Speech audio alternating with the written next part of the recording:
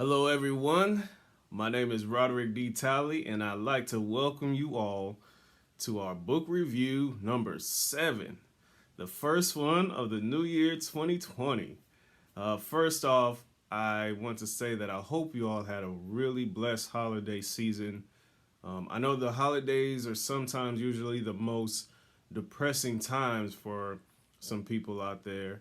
And so I really hope that you all were around some people, whether it was friends, families, anybody that cares about you. I really hope that you got to spend at least some of those holidays with somebody that cares about you. Before I get into this review, I'd like to remind you all of how I actually do book reviews.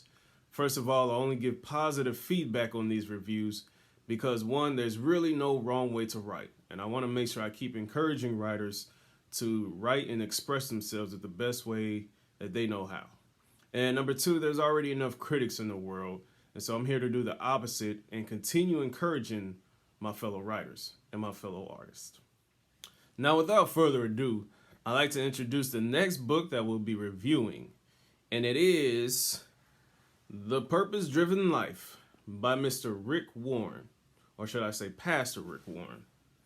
Now, I've never got to meet this gentleman in person just yet, but this book was given to me actually a long time ago, definitely several years ago.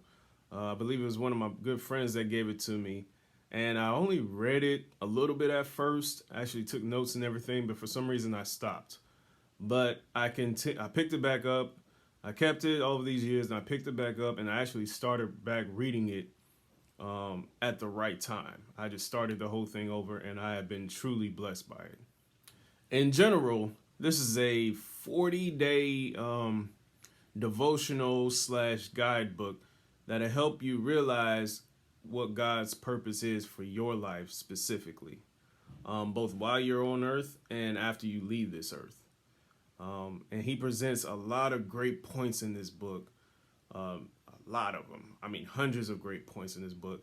But today I'm only going to go over 5 of those points. So the first point that I'm going to go over that I really liked is the fact that he says, you are not an accident. You are not an accident. I need you all to know that. You are not an accident. You are here by divine purpose. A lot of times we can question ourselves and our worth, and we might doubt our existence because of the circumstances that we might have come under. Yeah, our parents may have had us by accident, may have had us out of wedlock, things like that.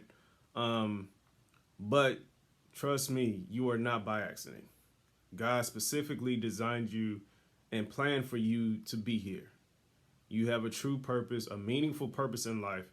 And I need you all to know that so you can so that you can realize your true worth. The second point that I'm going to present is when he says to tell God exactly how you feel. Do not be afraid to pour out your heart and unload every emotion that you are feeling. This is very vital because there's so many times where we're told in church, especially in church, on how we shouldn't question God.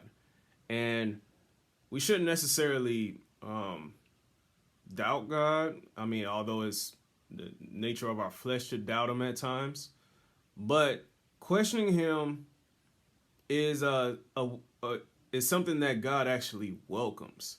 If you look in the Bible and you look at the characters that God considers his friends, you would notice that they had a lot of communication with God. There were a lot of times that they asked God questions like, hey, are you sure you want me to do this? Or, well, how am I going to do this when I'm not even capable of doing this? Or this is not a strength of mine. And God was patient with him. He was loving with him. He told them the answers. He presented the solutions to them. He was very loving and merciful towards them. He didn't bash him on the head. Not one time did he say, hey, don't you dare in your life question me. Nah, he welcomes that communication. Because if you're communicating with him, it shows that you not only believe him, but you actually have a heart for him. And that you want to actually live for him in some manner.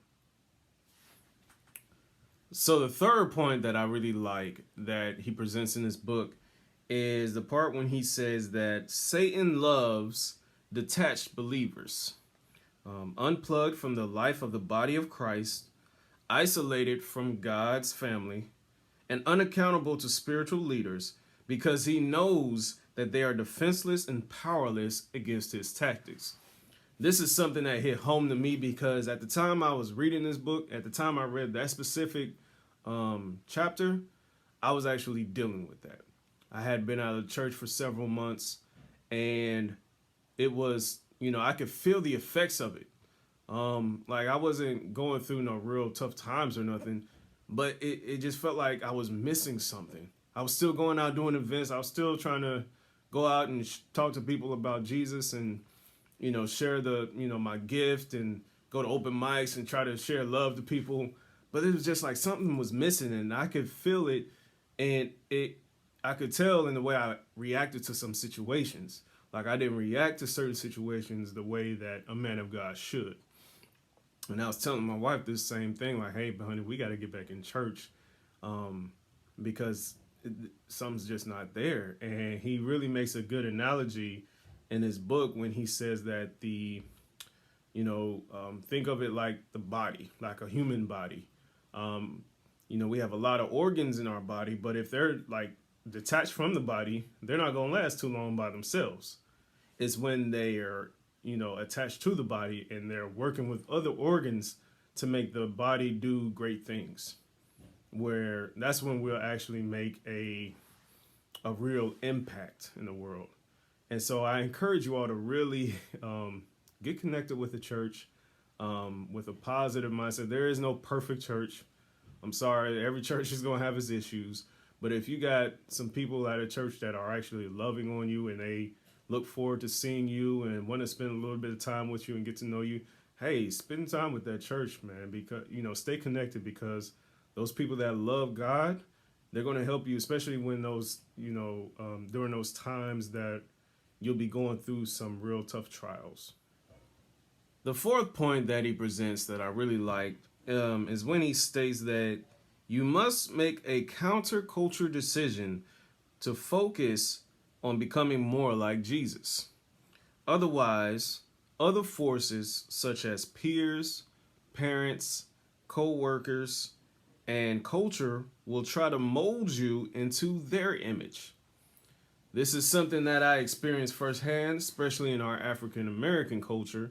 We're very big on trying to recreate our essence, the beauty of our essence, the power of our culture, which is great. But then there are some people that want to take it to the extreme and say things like, well, we can't work with anybody else, or we can't really do things or unify and work with people that have oppressed us before. And that's nothing but the trick of the enemy. I mean, there was even one lady who, who got upset at me because when she looked at my book, she said, hey, why is there a white man on your cover?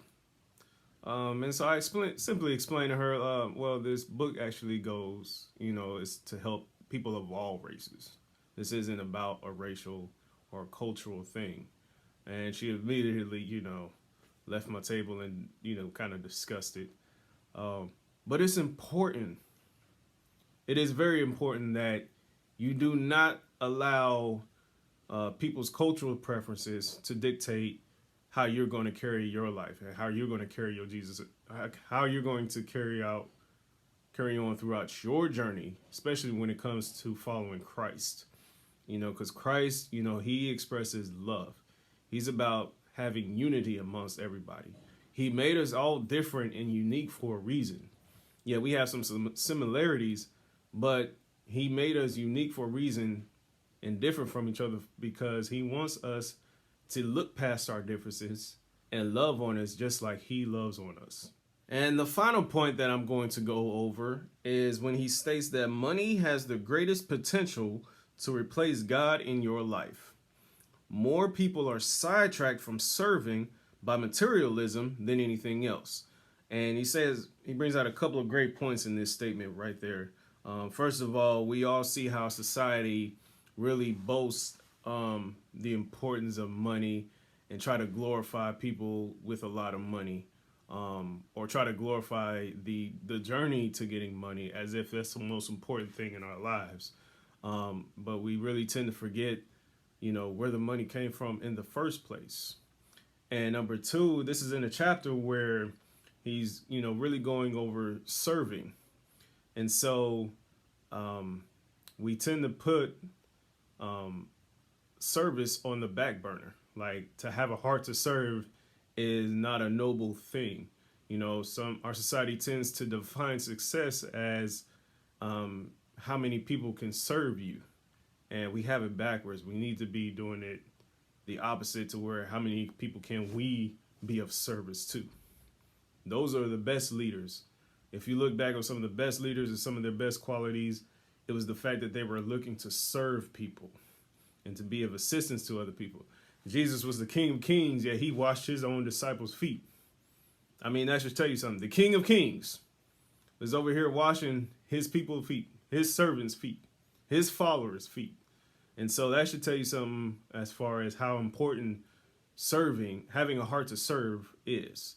And it's very rewarding. Like, when you look to serve people and be of service to people and try to be a blessing to people, I'm living experience that it is quite a blessing in a way that's really indescribable. So I really encourage you all to start focus more on God and not the money part. I mean, I understand we need money, and God knows that too. He's going to supply our needs.